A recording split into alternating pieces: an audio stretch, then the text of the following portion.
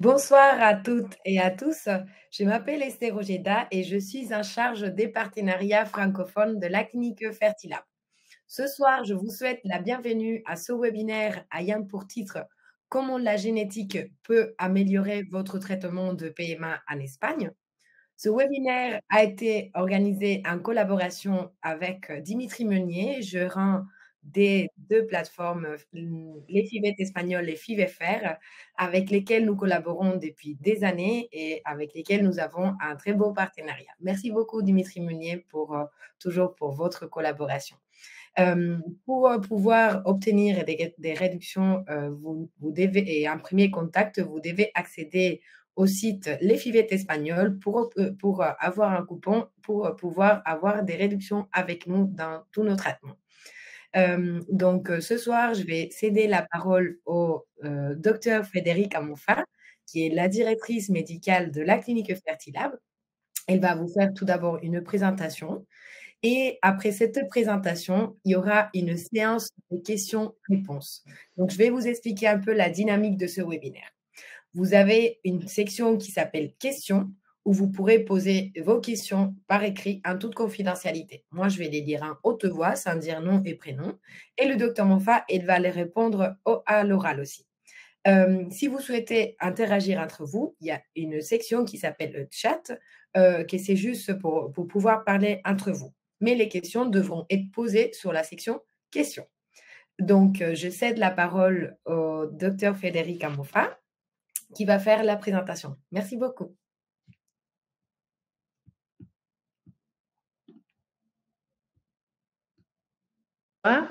Je m'excuse, je pense que j'ai un souci avec ma caméra, mais j'imagine que vous m'entendez très bien. Donc, tout d'abord, je vais vous présenter des informations et des notions sur la génétique, hein, et comment la génétique, elle peut effectivement améliorer les résultats en PMA. Donc, comme Esther a dit, je m'appelle Frédéric Amofa et je suis à la direction de Fertilab depuis déjà quelques temps, après avoir travaillé dans différents pays, ce que ça m'aide beaucoup aussi à voir les différents points de vue et les différentes techniques qu'on peut appliquer aussi selon le pays dans lequel on vit, on travaille. Et aujourd'hui, disons, la technique, elle nous aide énormément à optimiser tous les résultats. Donc, Fertilab, peut-être beaucoup d'entre vous connaissent le fait que Fertilab est une clinique qui existe déjà depuis plus que 25 ans. Hein. Elle a été fondée par une biologiste. Et donc, ce n'est pas par hasard que chez Fertilab, on met beaucoup l'accent sur toutes les techniques qu'on peut utiliser au laboratoire pour arriver à des meilleurs résultats. Donc, comment on applique la génétique aujourd'hui pour personnaliser les traitements? Mais tout d'abord, il faut aussi dire qu'on est tous évidemment des porteurs d'ADN, hein. On a tous notre karyotype, c'est-à-dire tous les chromosomes qui sont hérités du côté maternel et paternel. Et donc, on approche un traitement des PMA. C'est très important de se tester sur le karyotype, mais aussi on peut aller plus loin, donc sur le test des porteurs, hein, comme les maladies rares connues, par exemple, comme la génétique de la thalassémie, la mucoviscidose, des mutations qu'on peut avoir héritées de nos parents et que donc on peut transmettre aux enfants, par exemple, si de l'autre côté, on a aussi le même type de mutation dans notre partenaire ou dans un donneur d'ovocytes, une donneuse d'ovocytes, un donneur de sperme. Hein. Donc, Les tests des porteurs qu'on appelle CRT, hein, c'est des tests, c'est des prises de sang sur lesquelles on fait une analyse assez complète de l'ADN pour aller chercher si jamais dans le patient ou la patiente ou chez le donneur ou la donneuse, il y a une mutation génétique qui on peut donc croiser éventuellement pour être sûr que de l'autre côté, hein, il y a il n'y a pas la même mutation.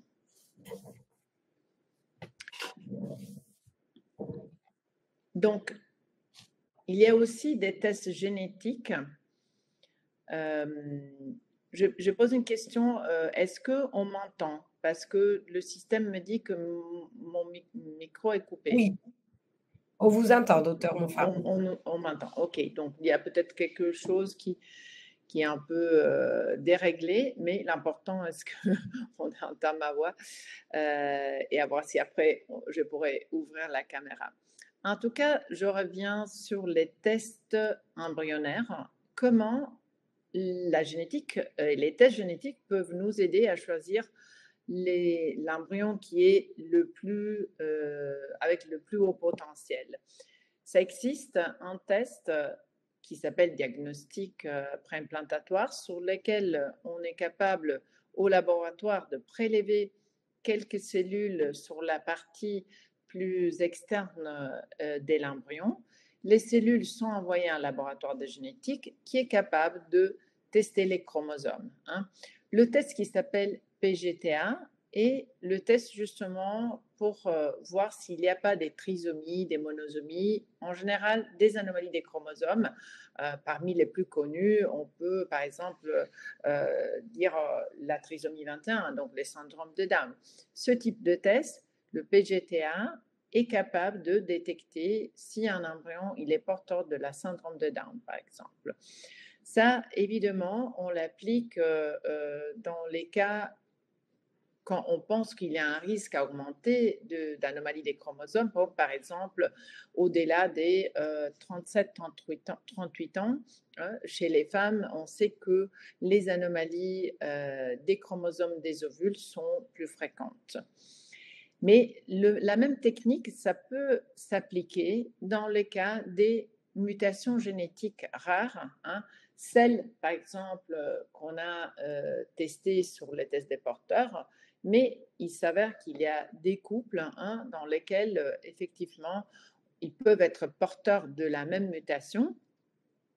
Et donc, pour ça, si on est porteur de la même mutation, on est effectivement censé aller regarder l'embryon pour analyser et éviter de transférer dans l'utérus un embryon qui soit malade. Et après, ça existe aussi des techniques qui sont très prometteuses, qui sont des techniques d'analyse génétique des embryons non invasives. Ça, c'est, disons, le futur. Du même aussi, on arrivera à appliquer et à intégrer l'intelligence artificielle hein, aux toutes les techniques de diagnostic génétique pour essayer d'avoir des résultats génétiques sans devoir endommager l'embryon avec des techniques invasives. Je termine aussi avec la description de celles qui sont des techniques de génétique appliquées à la réceptivité des l'endomètre.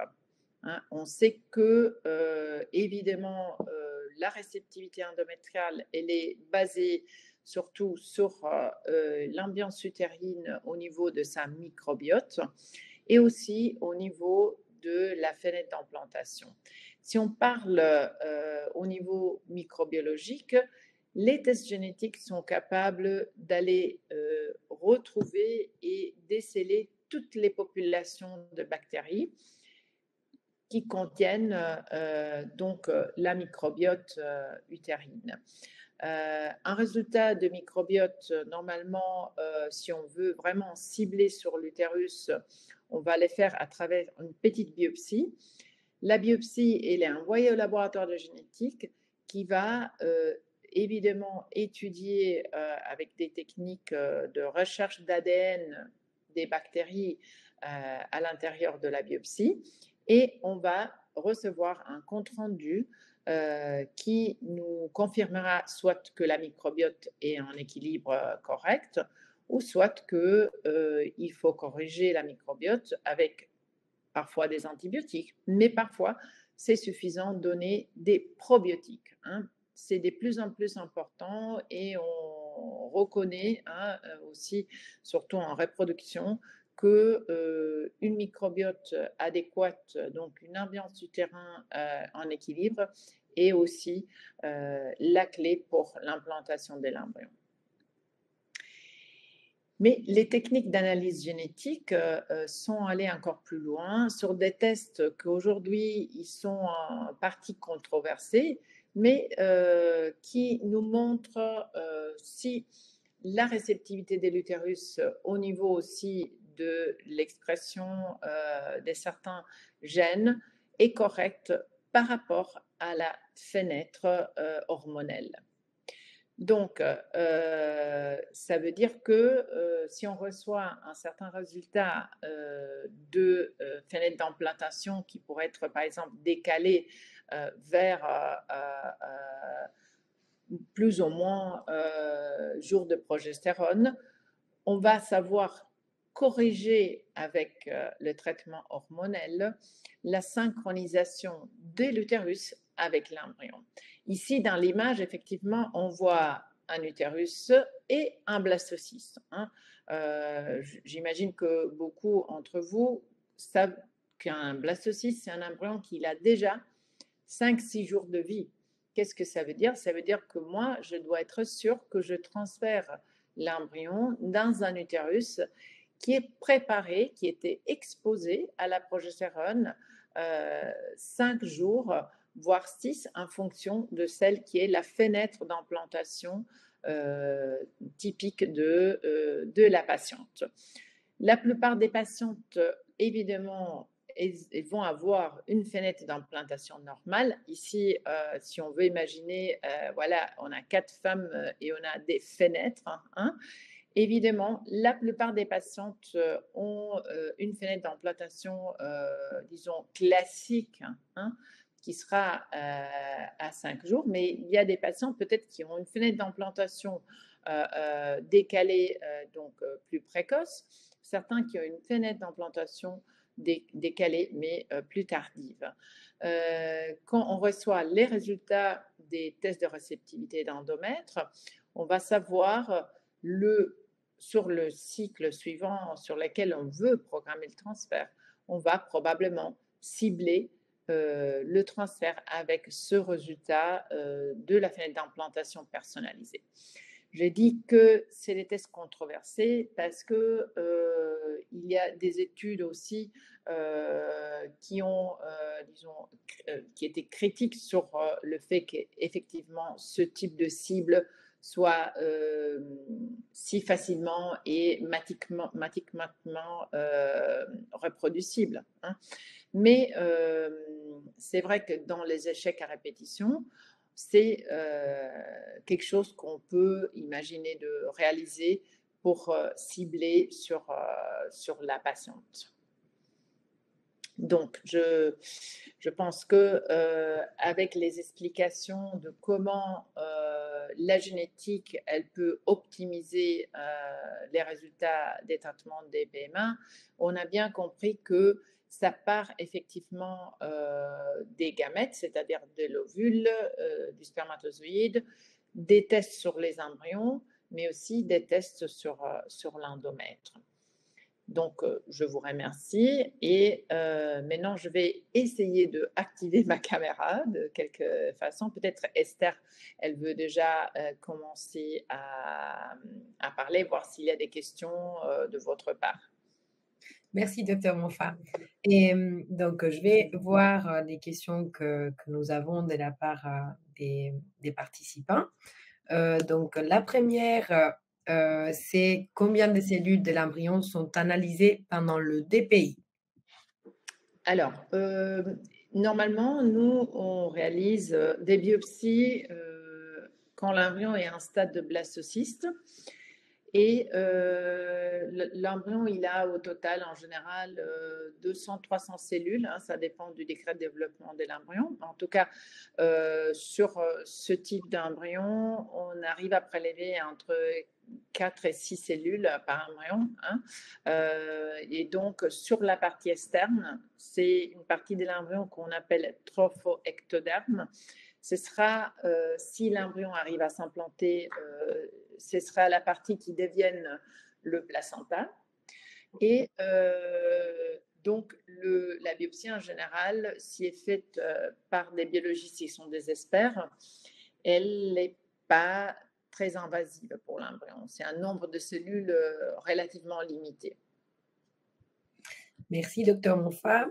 J'ai une nouvelle question. Quelle est la différence entre le DPI et le test prénatal? Ben, le DPI, ça se fait sur l'embryon avant de transférer l'embryon dans l'utérus. Donc, c'est un test qui est fait sur les cellules de l'embryon, mais qui est fait avant. Le test prénatal, c'est un test qui se fait pendant la grossesse. Un test prénatal invasif, c'est par exemple la myosynthèse, mais c'est évidemment un test qu'on réalise de moins en moins parce que ça nous oblige à être invasif, à faire un prélèvement des liquides amniotiques directement dans l'utérus de la patiente qui est enceinte, ou bien sur le placenta si on fait une biopsie choriale. Ou le test de diagnostic prénatal plus fréquent aujourd'hui, c'est les tests non invasifs qui s'est fait aussi sur la prise de sang maternelle. OK? Et donc, ça aussi. Mais c'est tous des tests qui se font quand la patiente est déjà enceinte. Si on a un résultat avec une pathologie, c'est clair que c'est trop tard. Voire la patiente est déjà enceinte, elle se trouve devant le dilemme si elle va interrompre ou pas cette grossesse. Merci, docteur Monfa. Là, la suivante question, je vais la répondre moi-même parce que c'est par rapport au premier contact. Comme ça, je vous laisse quelques minutes pour voir si vous pouvez régler le problème de la caméra. Donc, je vais lire et répondre moi-même cette question. Il y a quelqu'un qui a demandé bonjour, quelle est la marche à suivre pour obtenir un premier rendez-vous et quels sont les délais? Et donc, je vous réponds que la marche à suivre, c'est aller sur le site Les Fivettes Espagnoles. Vous demandez un premier contact, vous cliquez sur la section pour Fertilab et vous demandez un coupon et un premier contact. Et donc, ça va nous arriver directement à nous, votre demande d'information et mes collègues Sarah, elles s'appellent toutes les deux Sarah, du département de premier contact. Elles vont vous contacter soit par mail, soit par téléphone, comme vous le demanderez. Et elles vont vous appeler ou vous écrire pour vous fournir toutes les informations nécessaires et pour vous programmer un premier rendez-vous en ligne avec l'un de nos gynécologues francophones. Et donc aussi, je rappelle que les questions doivent être posées sur la section questions. Donc, je pars à nouveau à la section questions où l'on était. On a pas mal de questions ce soir d'ailleurs. Donc, pour le docteur Monfa, cette fois-ci, bonjour, je souhaiterais savoir si on passe par un don d'ovocytes ou double don. Est-il indispensable de savoir si ça match avec les donneurs? Si oui, comment les examens fonctionnent? Merci.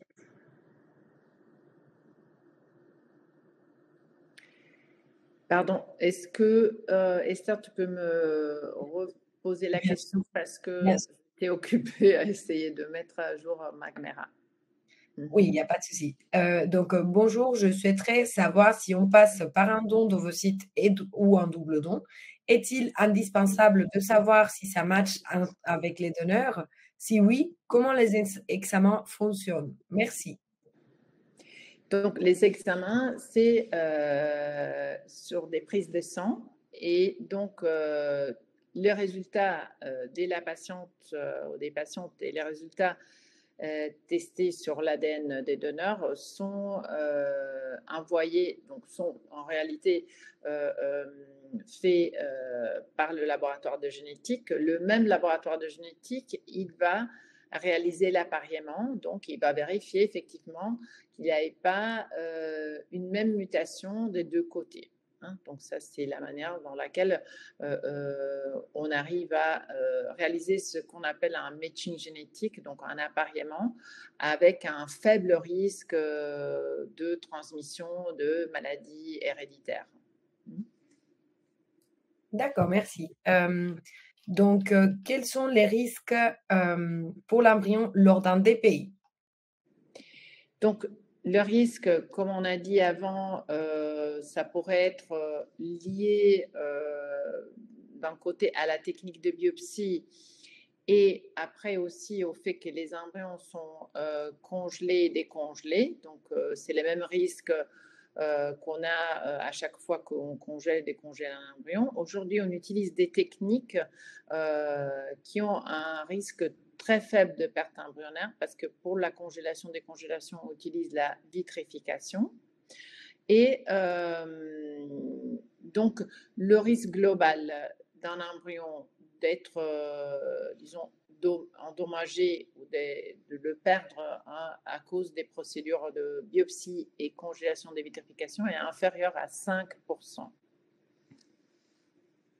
Merci, docteur Moffat.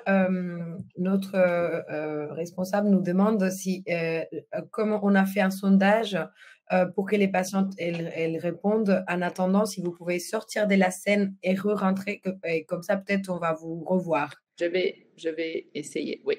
D'accord, merci. Oui, donc en attendant, si vous souhaitez aller au sondage, vous allez voir en bas. Le sondage, il est que savez-vous de la génétique reproductive? Si c'est des tests génétiques des porteurs, si c'est un diagnostic génétique préimplantatoire ou le test de réceptivité endométriale. C'est juste pour voir quelles sont vos notions basiques sur la génétique reproductive. Et comme ça, en attendant, le docteur Moffat va voir si sa caméra, elle fonctionne. Toutes nos excuses. C'est des aléas techniques qui arrivent des fois. Ici, en attendant, je vois que vous continuez d'écrire vos questions sur la section chat. Cependant, ces questions. Oui, on vous voit, docteur Moffat. Oui. C'était comme toujours dans l'informatique, il faut Oui, il faut essayer déconnecter. d'éteindre, C'est réallumer. Voilà. la grande solution de l'informatique. Oui, je disais, s'il vous plaît, pour les personnes qui sont en train d'écrire les questions sur la section chat, c'est pas là, c'est sur la section questions, s'il vous plaît. Donc, je continue parce qu'il y a pas mal de questions. Il y a beaucoup de questions d'ailleurs. Donc, une biopsie d'embryon est-elle faite sur des J5, J6 non qualitatifs? Alors, je pense que la question est, est-ce qu'on peut biopsier des embryons qui ne sont pas des bonnes qualités? Oui et non, c'est-à-dire qu'il faut quand même que l'embryon ait certaines caractéristiques. Par exemple, un embryon doit être bien développé au stade de blastocyste, que ce soit J5 ou J6, pour avoir un certain nombre de cellules. Hein, parce que, par exemple, si un embryon a très peu de cellules, les biologistes, ils ne vont pas le biopsier. Hein. Donc, si c'est vrai que si la qualité de l'embryon est très pauvre, probablement il ne va pas être biopsié. Donc, il faut déjà un standard pour qu'on puisse réaliser la biopsie sans l'endommager. Parce que, comme on a dit, s'il y a très peu de cellules, il risque aussi de ne pas résister à la biopsie. Merci, docteur Moffat. Donc, DPI sur embryon vitrifié, comment ça se passe? Quels sont les risques? Alors, ça, je pense que c'est une question par rapport qu'est-ce qu'on fait si on veut réaliser du DPI sur un embryon qui avait déjà été vitrifié. Dans ce cas, les risques qu'on a, c'est que l'embryon, comme il doit passer 2 fois les processus de congélation-décongélation, parce que voilà, il est congelé. On le décongèle, on fait la biopsie, on doit le recongeler parce qu'il faut attendre les résultats de la génétique et ils arrivent plus ou moins normalement dans un quinzaine de jours. Donc, l'embryon, il doit forcément passer 2 fois par les processus de vitrification, dévitrification. Mais en tout cas, le risque globalement, ça reste faible, hein. On reste encore sur autour de 5% du risque de perdre l'embryon. Donc, si pour une raison médicale, c'est important de réaliser ce type de test, on le fait. Merci, docteur Moffat. Donc, quels tests génétiques sont réalisés en Espagne et qui ne peuvent pas être légalement réalisés en France? En France, en général, le test de dépistage des anomalies des chromosomes, hein, donc le PGT-A, hein, donc pour les anomalies juste à cause de l'âge maternel, il n'est pas accepté donc, dans les centres français. Par contre, les tests pour les maladies rares, hein, le fameux PGTM, hein, pour des maladies monogéniques, ça, c'est permis en France aussi. D'accord. Donc, comment se fait le test de l'endomètre? Le test de l'endomètre, ça se fait avec une biopsie d'endomètre. Donc, on le fait avec un tout petit cathéter, comme si c'était un cathéter de transfert ou d'insémination. Et on va prélever un petit morceau d'endomètre. Normalement, surtout si on veut le faire pour regarder la fenêtre d'implantation, il faut le réaliser le même jour qu'on aurait fait un transfert. C'est-à-dire qu'il faut faire un suivi sur un cycle à blanc. Il faut voir quand est-ce que la patiente soit est à l'ovulation où on doit produire, disons, un cycle artificiel avec un certain nombre de jours d'exposition à la progestérone, normalement 5 jours, hein, comme si on allait faire le transfert. Donc, c'est une simulation sur la fenêtre d'implantation correcte. Merci, docteur Moffat. Donc, bonjour, vous mentionnez les fenêtres d'implantation, mais nous rencontrons personnellement des soucis dans le développement de l'embryon. À la dernière FIV, sur 4 embryons formés, aucun n'est allé à J5, jusqu'à J5. Comment optimiser le développement des embryons? Alors, ça, c'est une question très compliquée à répondre parce que aujourd'hui, on a des incubateurs qui sont très puissants, hein. Chez Fertila, par exemple, on a l'embryoscope, c'est un incubateur qui a des caméras sur lesquelles les biologistes peuvent aussi suivre les embryons qui restent dans des conditions idéales qui sont très près de ce qui se passe dans l'utérus maternel. Mais les biologistes et nous, on n'a pas la possibilité de modifier donc, les caractéristiques en soi-même des embryons. Et donc, on ne peut pas vraiment changer leur destin. On peut être des observateurs. Ici, si les embryons ils dépassent jamais les 3-4 jours de développement, il faut se poser la question de si le problème, c'est un problème qui est lié à la qualité des ovules, à la qualité du sperme, à l'âge. Donc, essayer de faire des hypothèses sur le, euh, de faire des hypothèses donc sur la cause, hein, du fait que les embryons ne se développent pas. Merci, docteur Moffat. Donc, quel pourcentage des embryons sont endommagés par un DPI? Moins que 5% pour la technique. Donc la question est, la technique du DPI, elle peut endommager les embryons, c'est moins que 5%, comme on a dit. Merci. Donc, le DPI peut-il être utilisé pour détecter des conditions non génétiques comme une prédisposition au cancer? Alors, c'est une très belle question parce qu'aujourd'hui, ça existe des tests génétiques de prédisposition au cancer, Mais ça existe aussi vraiment des tests qui peuvent détecter, par exemple, le risque familial du cancer du sein, hein, par exemple. Mais ces types de tests, ils se font d'une manière spécifique pour aller chercher un test, donc une mutation connue, si le patient il connaît être porteur de cette mutation, hein. Un bon exemple, comme je disais, c'est le test du cancer du sein. Donc, ça s'appelle BRCA1 et BRCA2. Donc, c'est des mutations. Normalement, on découvre ça parce que dans une famille, il y a plusieurs cas, hein, des femmes, mais parfois aussi des hommes, hein, qui sont porteurs de cette mutation. Il y a plusieurs cas de cancer et du coup, les patients se font ce type de test. Si on connaît l'état de porteur des patients, comme on a dit, on peut appliquer aux embryons le test pour aller chercher cette mutation vraiment ciblée sur le type de maladie. Mais on ne peut pas faire des tests tout venant, hein, et pour tester tout, hein. Donc, je ne veux pas qu'on pense que voilà, je fais un test génétique aux embryons et je vais découvrir si il a un risque postérieur d'avoir ceci, cela. Non, ça n'existe pas des tests tellement en général, hein. Il faut être très, très pointu sur la recherche. Merci. Donc, bonjour. Est-ce qu'il arrive souvent à votre laboratoire de ne pas avoir des résultats après la biopsie? J'ai fait 2 poncions en Suisse et j'ai eu 3 embryons qui n'ont pas eu de résultats. Alors, ça arrive.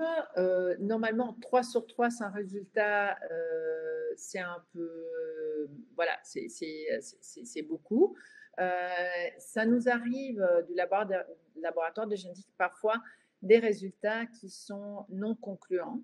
Et donc, ça nous arrive de devoir refaire une biopsie à l'embryon pour connaître la réponse, hein. Parce que, comme j'ai dit, on se base sur 3-4 cellules, 5 cellules, hein. Donc, le laboratoire de génétique, parfois, avec un tout petit peu de matériel génétique, dans la plupart des cas, ils arrivent à donner le diagnostic, mais dans certains cas, il n'y a pas assez de matériel pour donner un diagnostic complet. Donc, ça nous arrive de rebiopsier les embryons. Si je devais dire quel pourcentage, bah, c'est inférieur à 10%, le taux d'embryons qu'il faut réanalyser. D'accord, merci. Donc, que pensez-vous des embryons mosaïques de haut grade? Ont-ils des chances d'être sains? Alors, les mosaïques, pour qui ne sait pas ce que ça veut dire que les embryons, ils peuvent avoir un certain nombre de cellules qui sont normales et un certain nombre de cellules qui ont des anomalies. OK? Donc, mosaïque parce que ils ne sont pas tous avec les chromosomes normaux.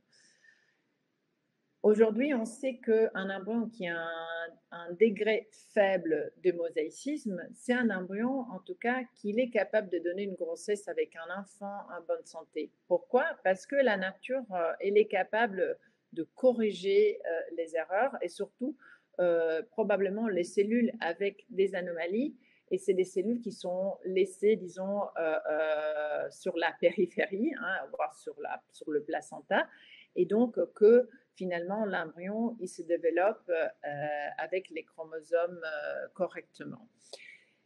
C'est clair qu'aujourd'hui, donc, les embryons mosaïques des bas grades, hein, sont considérés des embryons transférables. Quand il s'agit d'embryons qui ont plus que 50% de chances, pardon, plus de 50% des cellules mosaïques, donc qu'on considère que plus que la moitié des cellules de l'embryon, il a une anomalie. Là, c'est un embryon qui a plus de chances de donner un échec d'implantation, une fausse couche, voire une vraie anomalie. Mais ce n'est pas impossible, hein, que ça puisse devenir un bébé. Et ça dépend, dans le choix, ça dépend aussi du type de chromosome qui est dans l'anomalie. Par exemple, un mosaïque de haut grade de trisomie 21 on ne le transférerait pas parce que c'est un embryon que même si les cellules du mosaïque prédominent, ça risque de devenir donc une grossesse évolutive avec un syndrome de Down. Donc, ça dépend du degré du mosaïcisme, mais aussi de quel est le chromosome qui est concerné. Merci, docteur Moffat. Donc, quel est le pourcentage des réussites d'une FIV avec DPI par rapport à une FIV ICSI classique? Donc, le pourcentage de réussite, on peut considérer plus élevé avec du DPI parce qu'on est capable de identifier un embryon avec les chromosomes normaux. Mais disons qu'au départ, au démarrage de cycle, la probabilité finale est la même parce qu'une patiente, donc si ce qui compte, c'est le nombre d'ovocytes que la patiente va produire, l'âge de la patiente et donc la probabilité de produire un embryon avec les chromosomes qui sont normaux. C'est clair que dans les deux types de traitements, il y aura un moment que si je fais du DPI et j'ai la chance de sélectionner un embryon qui a les chromosomes normaux, la probabilité de cet embryon, elle est bien élevée. Par contre, de l'autre côté, si j'ai fait un cycle de FIV, je ne fais pas l'analyse et j'ai peut-être 3-4 embryons, mais je ne sais pas quel est l'embryon avec les chromosomes qui sont normaux, je risque de faire plusieurs transferts avant de tomber sur le bon parce que je n'ai pas fait l'analyse. Hein. Donc, je ne sais pas si je me suis expliquée, mais la probabilité à la base, ça dépend beaucoup des caractéristiques des patients, de l'âge, surtout des ovules, mais la probabilité sur les transferts, elle est beaucoup plus élevée si on transfère un embryon avec du DPI. Merci, docteur Moffat. Et j'ai une autre patiente qui dit: j'ai entendu qu'une clinique espagnole commence à effectuer les DPI non invasives. Avez-vous prévu de l'implanter prochainement? Oui, nous, on travaille avec un laboratoire de génétique qui est justement le même laboratoire qui a développé cette technique. Hein. Donc, on prévoit de tester aussi ce type de technique. Mais aujourd'hui, il n'est pas encore à la même hauteur au niveau disons, des résultats que la technique directe sur la biopsie. Et vu que dans notre laboratoire, les biologistes, ils sont vraiment très expérimentés, le danger pour les embryons, même avec la biopsie, chez nous, c'est un danger qui est vraiment minime. Et donc, ça ne justifie pas d'accepter une technique non invasive, mais qui ne donne pas la même sécurité sur le résultat. Merci. Donc, bonsoir. Est-ce que le DPI est préconisé dans le cadre des fausses couches à répétition? Merci d'avance. Oui, bien sûr. Hein, c'est clair que les cas des fausses couches à répétition est complexe. Il faut vraiment investiguer tous les différents variables en jeu, mais c'est clair que savoir si l'embryon il a les chromosomes qui sont normaux ou pas est déterminant dans les cas de fausses couches à répétition parce que au moins on a, disons, exclu une des variables qui est la variable embryonnaire. Si le DPI revient normal, est-ce que on devra quand même faire les prises de sang pour voir s'il y a des anomalies? Pendant la grossesse, j'imagine, la question. Alors, j'ai dit que le résultat sur le DPI, sur les embryons, est un résultat qui est assez fiable, mais encore une fois, ça reste sur quelques cellules. Donc, la confirmation pendant la grossesse est toujours souhaitable. Ce n'est pas obligatoire. Hein, donc, il y a une concordance supérieure à 95%, voire plus. Hein, donc, un résultat normal du DPI quasi sûrement va donner un résultat normal sur le diagnostic prénatal. Mais je pense que si on veut avoir la certitude pratiquement à 100%, on peut faire aussi des tests prénatales. Merci. Alors, une patiente qui avait écrit avant, elle ajoute de plus, aux 3 FIV que nous avons suivies, les stimulations ovariennes n'ont permis d'obtenir que 7 ovocytes maximum. Donnez-vous des traitements qui peuvent optimiser la production d'ovocytes afin d'avoir potentiellement plus d'embryons disponibles? Oui, c'est clair que, il y a différents protocoles qu'on peut appliquer. Dans les patientes qui sont, disons des mauvaises répondeuses, il y a soit des protocoles courts, des protocoles longs et aussi ça existe le protocole de double stimulation qui nous permet d'accumuler, hein, plus, d'embryons sur des stimulations très rapprochées, hein. Mais c'est clair qu'on ne va jamais pouvoir changer la sensibilité individuelle aux médicaments et surtout la réserve ovarienne. Si on part d'une réserve ovarienne très faible, on peut essayer différents protocoles, mais il y a sûrement un certain limite naturel et physiologique de la patiente qu'on ne pourra jamais dépasser, même avec des protocoles très puissants. Oui, bonjour, les donneurs ont-ils des tests génétiques de base? Oui, oui, les donneurs et les donneuses, ils font des tests génétiques de base pour exclure, disons, les 6 mutations génétiques plus fréquentes, hein. Donc la loi espagnole nous indique exactement, le test de base, hein, notamment, c'est les mutations génétiques plus fréquentes comme la mucoviscidose, la thalassémie, la surdité. Donc ça, c'est la base. Mais, au-delà de ça, il n'y a pas des tests. Donc si on veut faire un test plus complet, il faudra faire un test d'appariement et donc tester aussi le patient ou la patiente qui est appareillée au donneur. Merci. Donc, après plusieurs tentatives et des fausses couches, afin de pouvoir reprendre la démarche, est-ce qu'il y aura des examens supplémentaires pour savoir les causes d'échecs et des fausses couches?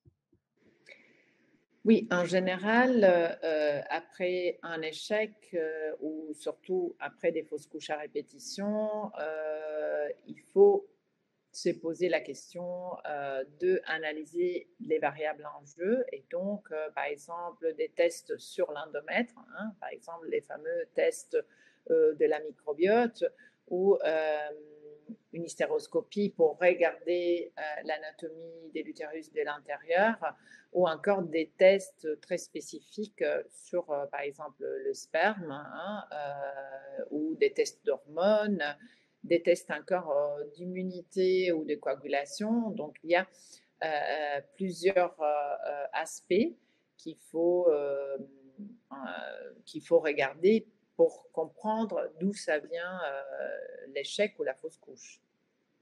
Merci. Je ne suis pas sûre d'avoir bien compris ou entendu le rôle des probiotiques.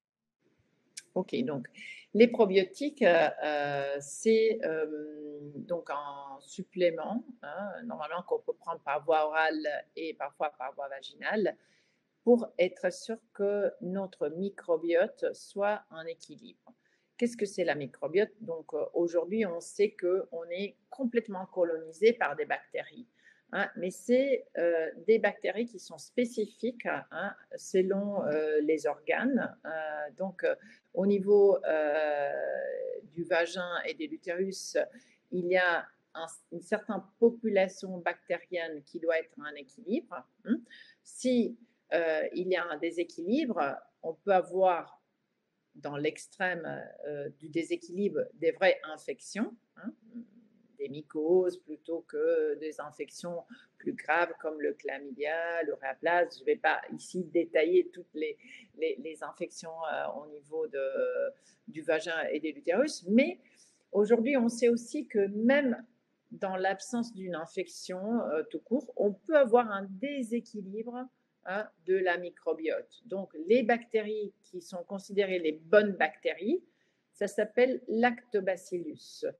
Et s'il y a une proportion trop faible de lactobacillus au niveau de l'utérus est moins réceptif, hein. Et donc, les probiotiques, ils peuvent aider à reconstituer une microbiote adéquate et en équilibre pour une bonne réceptivité. Merci. Et quelles sont les modalités qui poussent à faire un DPI ou non? Les modalités, plutôt les indications pour du Oui. DPI. Bah, l'indication principale, donc la raison principale pour laquelle nous, on conseille aux patients de passer à travers un DPI, c'est l'âge maternel, hein. C'est-à-dire que le risque d'erreur des chromosomes dans l'ovule est plus élevé au fur et à mesure qu'on dépasse les 37-38 ans et sûrement au-delà des 40. Malheureusement, la plupart des ovules, même si on est capable d'avoir une bonne réponse à la stimulation, il y a une grande partie des ovules qui accumulent des erreurs des chromosomes. Donc, sûrement, l'indication principale, c'est l'âge maternel, hein. Au-delà des 37-38, on conseille du DPI avec le PGT1 pour les anomalies des chromosomes. Et l'autre raison, ce serait si les patients découvrent qu'ils sont porteurs, hein, soit d'anomalies des chromosomes ou soit s'ils sont porteurs des mutations, des maladies rares, hein, comme on avait dit, par exemple, si un couple, on a deux porteurs de mucoviscidose, bah, sûrement on va appliquer la recherche de la mucoviscidose dans l'embryon. Merci. Donc, pour un double don, quels sont les risques et bénéfices à faire un DPI? Quelles sont les chances d'avoir une grossesse au premier transfert par rapport à sans DPI? OK.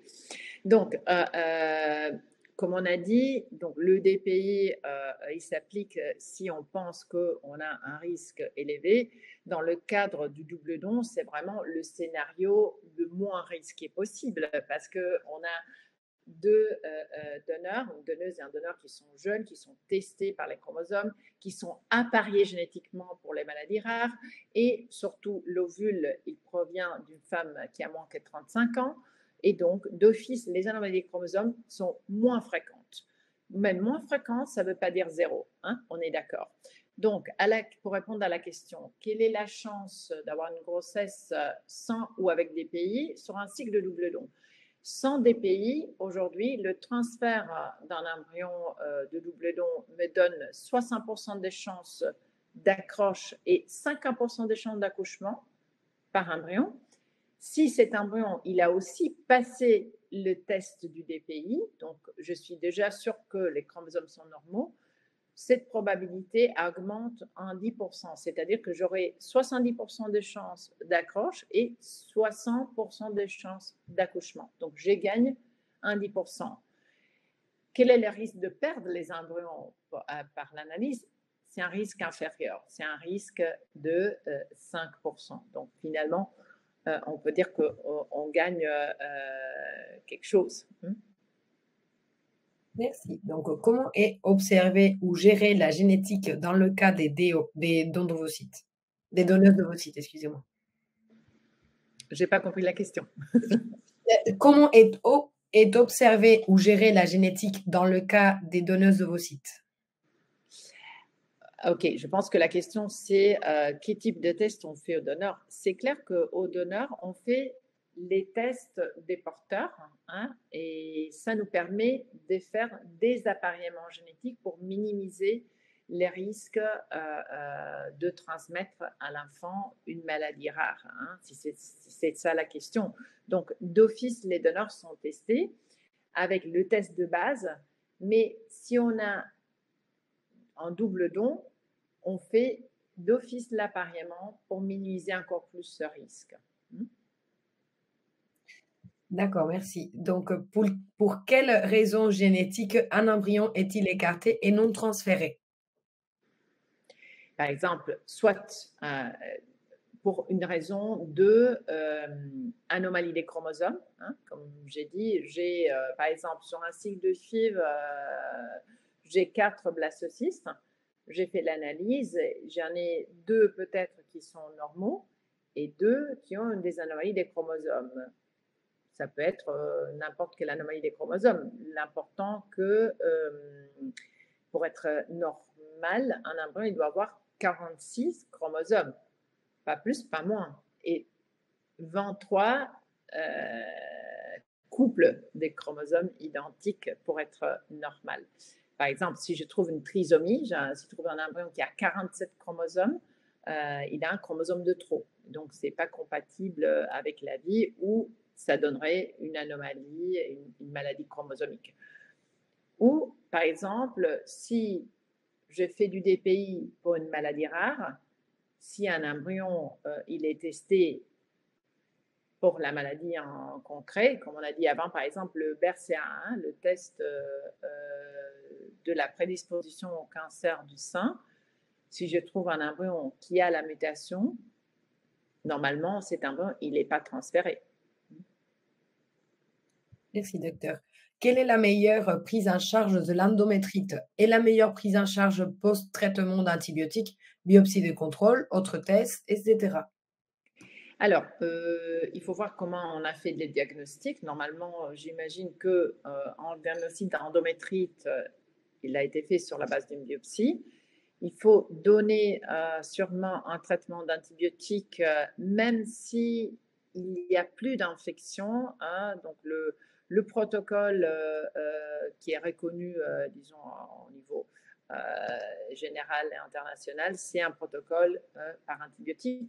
Et on peut aussi rajouter des faibles doses de corticoïdes pour diminuer l'inflammation, parce que l'endométrite chronique, ça devient une inflammation chronique de l'endomètre, même si on a traité les bactéries, et même si les bactéries ne sont plus là, il reste une inflammation de base de l'endomètre. Donc, rajouter des faibles doses de corticoïdes, ça peut aider.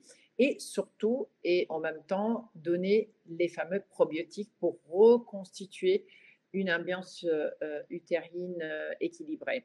Et après, l'idéal, ce serait refaire une biopsie pour revérifier si effectivement l'inflammation est partie. Merci, docteur Monfa. Donc, vous dire qu'il nous reste encore 27 questions à lire. Donc, malheureusement, nous n'aurons pas le temps.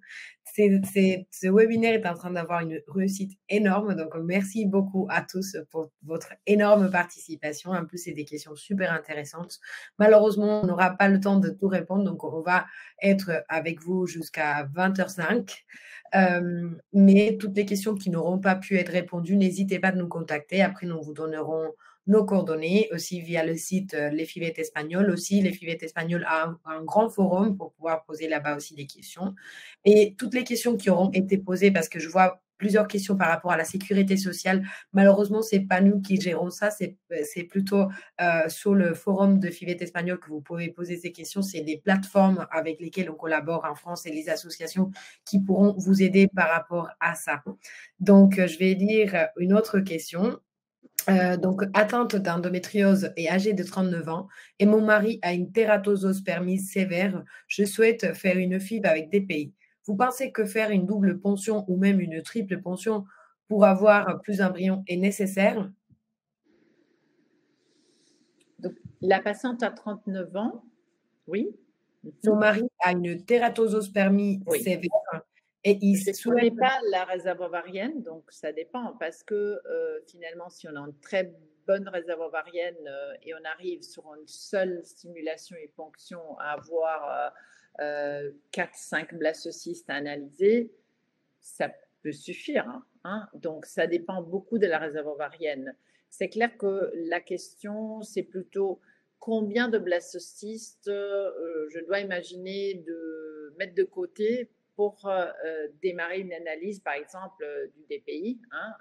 Donc, à 39 ans, ici, on proposerait au couple sûrement de faire du DPI. La tératospermie, si c'est isolé, c'est pas dramatique. On peut appliquer des techniques aussi de sélection des spermatozoïdes avant ICSI pour maximiser les probabilités de fécondation des ovules. Mais donc, pour répondre à la question, ça dépend du nombre d'embryons qu'on arrive à obtenir sur chaque stimulation. Si à chaque stimulation, on a 1 ou 2 blastocystes, c'est clair que au moins 2 stimulations, voire 3, pour permettre d'analyser 5-6 embryons, ce serait l'idéal. Merci, docteur Monfa. Donc, bonjour. Si on demande à faire les tests de DPI sur des embryons et que plus de la moitié des embryons sont aneuploïdes, en double don et en accueil d'embryons, la clinique s'engage à les remplacer. Ça arrive souvent. Merci. Alors, non, c'est-à-dire que je pense qu'on part du fait qu'une patiente, elle fait un traitement avec ses propres ovules et qu'il y a un certain nombre d'embryons avec une anomalie.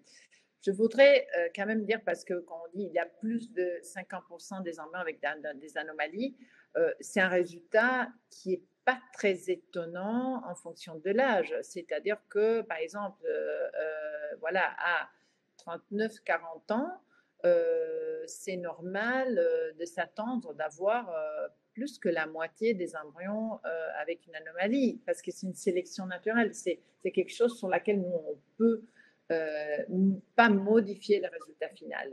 Mais alors, imaginons qu'on a 4-5 blastocystes et qu'on trouve qu'il y a 2 blastocystes qui sont normaux et 3 qui sont anormaux.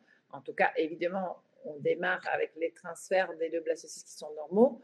S'il n'y a pas de grossesse, on ne va pas, disons, compenser avec des embryons de la banque. Mais c'est vrai que dans ce type de questions, je pourrais dire qu'on a un programme qui est censé, disons, protéger les patientes en cas d'échec sur un cycle de FIV. C'est un programme avec garantie de grossesse-accouchement qui prévoit que si on a l'échec sur le cycle de FIV, on dispose de 2 cycles avec donneur, avec donneuse d'ovocytes et, si nécessaire, aussi donneur de sperme. Donc, c'est un programme de grossesse garanti combiné, nous on l'appelle Baby Fertility Combine, sur lequel on a le droit à passer par un cycle de FIV avec éventuellement des DPI. Et en cas d'échec, on a 2 cycles avec donneuse. Merci. Y a-t-il des faux positifs au DPI? Côté anormaux alors qu'ils sont normaux? J'ai pas compris. Moi non plus. Désolée. Est-ce qu'il y a des faux positifs dans le DPI? Ah, des faux positifs. Ok, ok. C'est-à-dire voir anormaux alors qu'ils sont normaux. Penser un embryon est anormal, enfin, n'est pas. Alors, c'est clair qu'en médecine, il y a toujours un minimum pourcentage de résultats, comme on a dit avant, d'échecs de résultats ou des résultats qui peuvent être. Toutes les techniques peuvent avoir un minimum de résultats faux positifs et faux négatifs. Donc, à la question est-ce que ça existe? Oui, ça peut exister, mais c'est calculé vraiment très, très, très faible le risque de avoir un embryon qui est testé avec une anomalie et qui finalement a été un embryon normal. C'est plus le cadre du mosaïcisme éventuellement, donc sur lequel on décide qu'un embryon avec un faible mosaïcisme, en réalité, c'est comme un faux positif. Bon, on le considère transférable. OK, donc c'est plutôt comme ça que je veux répondre. Merci, docteur Monfa. Merci beaucoup à toutes et à tous pour votre participation, pour votre assistance, pour toutes vos questions qui ont été super intéressantes. Merci beaucoup, docteur Monfa. Nous avons pas mal aussi des remerciements.